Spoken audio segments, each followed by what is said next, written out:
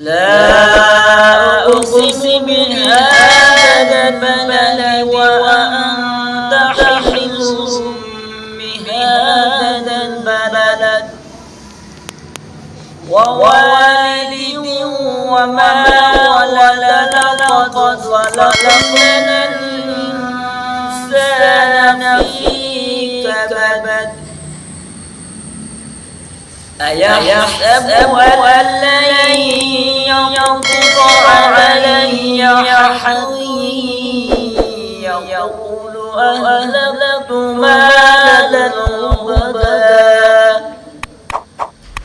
أيحسب أن لم يره أحد ألم نجعل له عينين ولسانا وشفتين وهديناه النجدين